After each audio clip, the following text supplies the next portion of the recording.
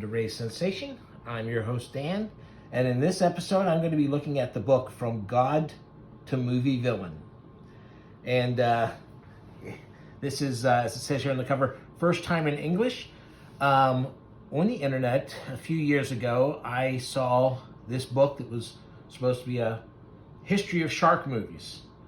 And it was really, many pages long. And I thought, wow, that sounds great. Shark movies, great. Some of my favorite movies are the Italian ripoffs of Jaws and some of the weird, bizarre things that came after Jaws. But it was in Danish, so I did not order the book. And now this year, being 2023, it has come out in an English language edition. And so I have snapped it up. Now, I haven't given it a thorough read yet. I've just kind of gone through it a bit and read bits and pieces here.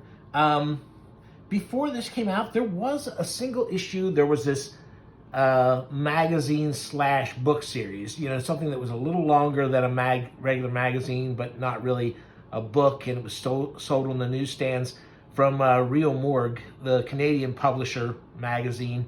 They put out one of these book specials. They did ones on vampires and werewolves and things like that. And Michael Gingold, who was the editor of Fangoria for a long time, and he's still everywhere in all the different professional magazines and stuff. He wrote that, and it was good, but it was short, and so he didn't cover everything the way I felt like maybe the subject deserved.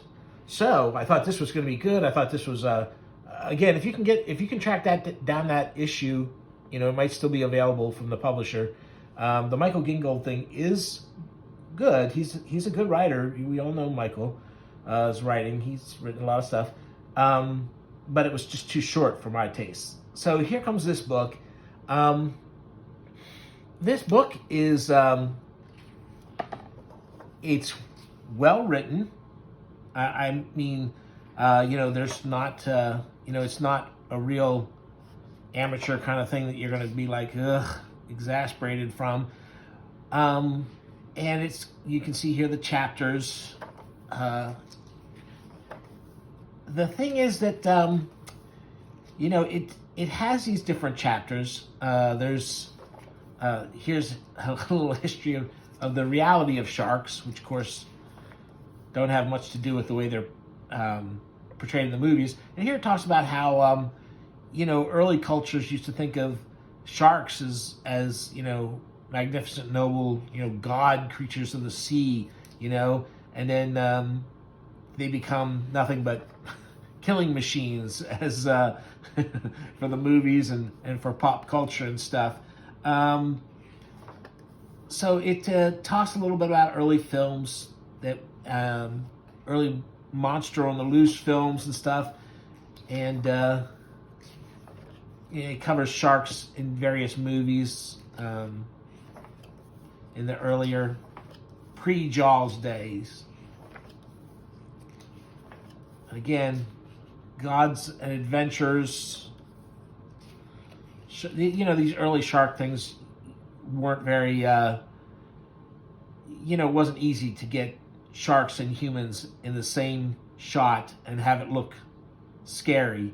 Either the sharks were very docile ones that, people were swimming with, or it was just cutting and you weren't really seeing them together, which is understandable. The safety measures they were able to take then, didn't make it possible a lot of times, and also special effects didn't allow for too much in the way of realistic shark stuff. So, it lists a lot of these films. I've seen some of them, not all of them, but then of course what happens is we come up to Jaws and all the things that come in the wake of Jaws. Like they mention things like, well, there's the Shark's Treasure. Here's one, The Deep, which is really. Here's the thing: is I didn't know there was a comic book adaptation of this, the movie is the movie has two reasons to see it, and they both belong to Jacqueline Bisset. And the funny thing is, they try and have this portray this moray eel in it. See, there's the moray eel. I think that moray eel is probably, there's a live action one that they show a couple shots of, maybe a whole minute or two of this live action one, and later at the end, one of the guys gets attacked by the moray eel that's helping guard this treasure, and it looks like a Muppet is biting the guy's head. So it's funny because that gets a lot of page notes in here. It's really an adventure thing. I forget who the fight is between, but there was a good fight in a boathouse in it, but not a great movie by any means. And then they get to the Italian stuff, which I really like. There's a couple of really good posters. Stuff like this where it's just, look, they bothered to put this DVD cover in here. And it's a terrible cover. And why bother with that graphic? So it's flying up through the years here. I mean, we're you know, and this is where it gets really dicey, because the vast majority of the films that are covered in this book are the later crappy made-for-DVD or the Sci-Fi Channel movies. And, you know, if any of those are any good, I don't know about it. Here it talks about the Indianapolis and, you know, made famous, the story of the sailors in the water made famous by Quint and Jaws. It's a true story behind that. I have not seen this movie. I don't know how good or bad it might be. Then there's a chapter on Jaws. Now, it's weird because they talk about films that came after Jaws. Then here's the Jaws one. Here's the comics adaptation of Jaws 2. And there's Jaws 3. And Jaws the Revenge. And then they have a chapter on other animals attack movies that were inspired by Jaws. So they talk about the Orca, the killer whale movie, piranhas, movies about killer octopuses. Then they have a couple of things listed here about snakes, crocodiles, and alligators. They do mention grizzly in here somewhere. I don't remember what chapter it was they mentioned grizzly. And like I said, I'm only giving this a quick run through. But they do talk about grizzly, which is, quite frankly, that was one of my favorite Jaws ripoffs, because it's almost beat for beat Jaws. It's like they watched it and timed it and said, okay, now it's time for another attack. Now it's time for this. And grizzly is so over the top wacky. But you have to have a high tolerance for people arguing. Anyway, so yeah, like I said, I love some of this stuff. You know, the reproductions of some of this stuff is really great. But you know, this is so out of focus DVD cover. So that's a little disappointing. And like I said, so much of this crap. Oh, here's Almost a Shark. This is another good chapter, because this goes back to some older stuff, and it also covers mutated sharks, or things that people think are sharks attacking people. Oh, look, here it is. The Adventures of Shark Boy and Lava Girl gets a mention. I mean, come on. And then it talks about stuff like a shark tale.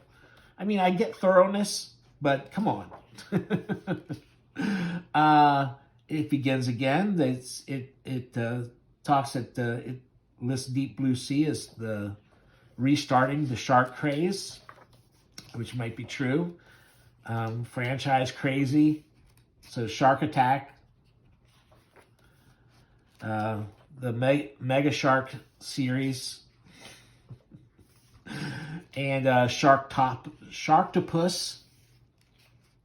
So any of these, this chapter is covering the ones where they got multiple franchise, multiple films out of it. The Two-Headed Shark Attack. The sequel to that was Three-Headed Shark Attack. And it went all the way up to Six-Headed Shark Attack. I had no idea. I remember seeing something about the Three-Headed Shark Attack, but I did not know it went all the way up there. That is, How to Survive a Sharknado. So, I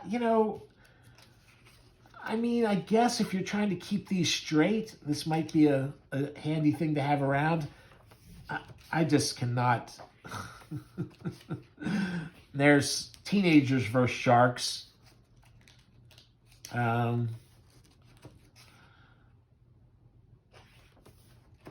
Marina Monster. Dino Shark, rather. And they actually have some interviews with some of the filmmakers behind these no-budget things. Snow Shark, Sand Shark, Ghost Shark 2, Urban Jaws, Zombie Shark, Shark Exorcist. I wonder if they mentioned the shark attack in Zombie. Ice Sharks, Planet of the Sharks, Jurassic Piranha, Land Shark, Post-Apocalyptic Commando Shark, Bad CGI Sharks. That's a chapter. That's not the movie, I don't think. But maybe it is. So, Sharkzilla, Megalodon, Shark Island. So, you can see, and then here's a chapter at the very end where they cover the brief period where there were serious shark attack movies again. Or supposedly serious. The Shallows, 47 meters down.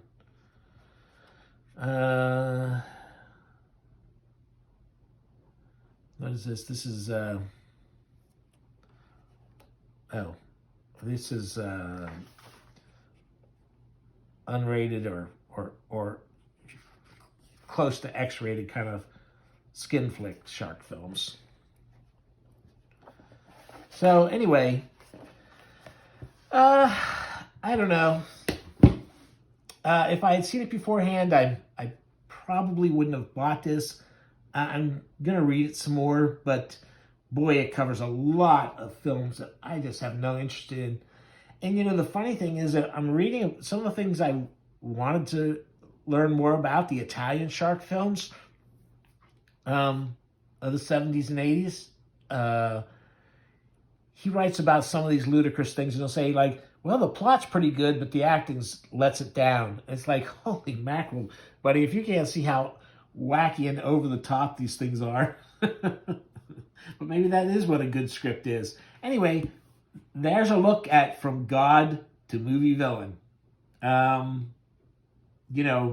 Jump in these waters at your own risk.